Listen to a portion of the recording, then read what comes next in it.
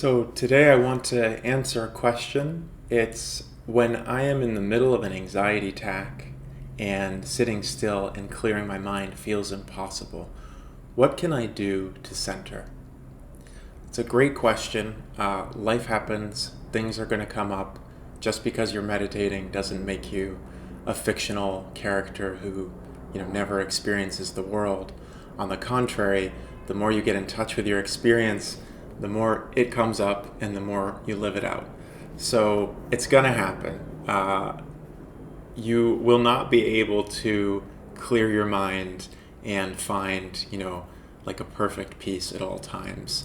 But as you start a practice of meditation in easier circumstances, when you're not freaking out, when you're not anxious, when you're not angry, when you're not deeply sad, when you're not moved by really intense emotions, you start to find like an inner sense of energy. There's an experience of vibrancy, of presence, you can call it. And the reason I sort of say it with a question, like energy, is because it's really hard to put a word to. It's an experience, like imagine trying to describe a physical sensation. It's not an easy thing to describe, but when you start to feel it internally, you'll know what it is. If you watch these videos, if you watch videos on consciousness, you'll hear enough language around this that maybe when you're meditating and you have that inner experience, you'll say, oh, that's what he's talking about. That's what they're talking about. Anybody who is talking about consciousness and inner exploration is going to come to this some experience of vibrancy. Every religion has a different name for it. In the mystical traditions or in the esoteric inner contemplative dimensions of any religion, there's language for this inner experience of awakening consciousness, which is what I would call it. So as you meditate in an easier context for you, where you're not really affected by strong emotion, you come to a clearer sense of that inner vibrancy. It's really a physical experience, not physical truly, because it's not happening in an empirical form. We can't observe this inner experience with a microscope, so it's not happening to the sense perceptions, but it's felt inwardly as though it were a sense perception. It's a very physical, visceral feeling within you. And so as you come to a clearer and easier experience of that, when meditation is easier for you, like when you're sitting in a quiet room and you're relaxed, you develop a real familiarity with that inner sense of presence and vibrancy. And then when you come off that, meditation mat, out of that peaceful, easy context, and you move out into your life, into the world, and into your own psyche, because when you're out in the world, everything inside you reacts to everything around you, and that's when you're going to have an anxiety attack, because so many repressed things or things that you're not able to face, maybe that you really can't even unearth in yourself. They're really sort of locked into your psyche and you can't get at them. Something happens in your day and suddenly you're triggered and things come up. That's overwhelming a lot of times, whether it's anger, anxiety, or sadness, or whatever is coming up. It can be totally overwhelming.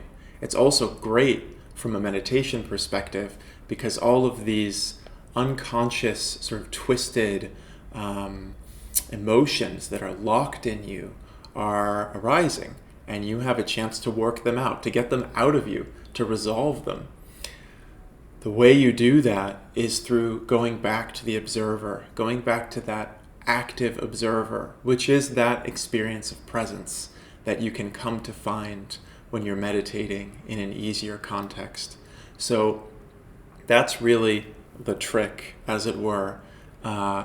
If you meditate in an easier context for you, then when you go out into the world, when so much comes up, it becomes a lot easier to come back to that experience of awareness, that experience of presence, that very tangible sense of energy, which is kind of passive and peaceful and observing.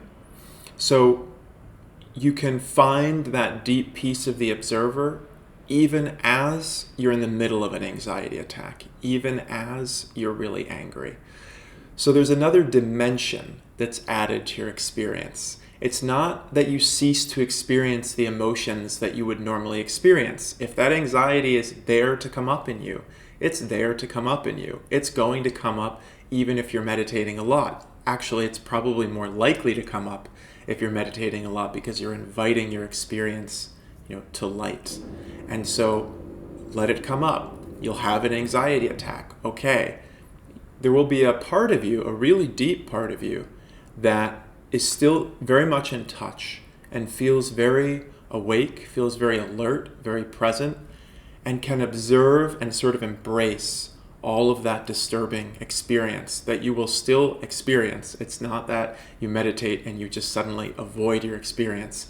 If that's what you're doing, you're not resolving your psyche. That would be a sort of what has been called quietism in Christian traditions, which can be like an escapism from the emotions, from real resolution. That's not the goal of meditation. Goal is maybe a strange word to put with meditation, but it's not the full image of meditation. As you meditate, you invite everything up. You have a panic attack. Okay. And the way that you center is not by trying to get to a state that you're not in. It's not by saying, this shouldn't be happening. This is not peaceful. It is peaceful in a way in that it's coming up, in that it's coming into your experience for a reason. Your psyche wants to work itself out. Resolution wants to happen in you. There's a sort of gravity in the psyche of resolution. And the more that you connect to that tangible aliveness, that peace behind your experience, the more you allow all that experience to come up, to play itself out, to work itself out, and you really do start to come to a deeper resolution. As you do that over time, there is less conflict, there is less to come up. You do have a generally more peaceful experience, but allowing it to come up, allowing it to be, allowing yourself to have a panic attack, that's totally normal. People are, we're living in a world that has all sorts of stressors. We have trauma that we're carrying. We have all sorts of stress that we're encountering on a day-to-day basis that we may not be processing or resolving in the moment, living wholly and naturally. So all that builds up in you, and it's got to come out. It's got to work itself out, and it's often overwhelming if we're not, regularly in touch with ourselves. We're going to build up pretty weird blockages and sort of kinks in our experience. And when those come out, it's often overwhelming. That's totally normal, especially as you meditate. You're more likely to experience those things because you're starting to let go of a lot and it's all breaking up in you. Watch it, observe it, behave badly if that's what's happening. If you're, having a panic attack and you're yelling at someone, okay, watch that. If you're really being cruel, see if you can rein it in. But lots of experience is overwhelming. Just try to soften it. Try to let it go. Try to, be kind and connect to that light in the other person. But you can't control what's coming up in you all the time. So watch it, dissolve it, resolve it, and just try not to judge your experience. Connect to that observer and see if you can just let go of a little bit of that each time. And over time you heal. Over time there's resolution. Over time there's less of this to come up, in your day-to-day. There's less that you react to in your day-to-day.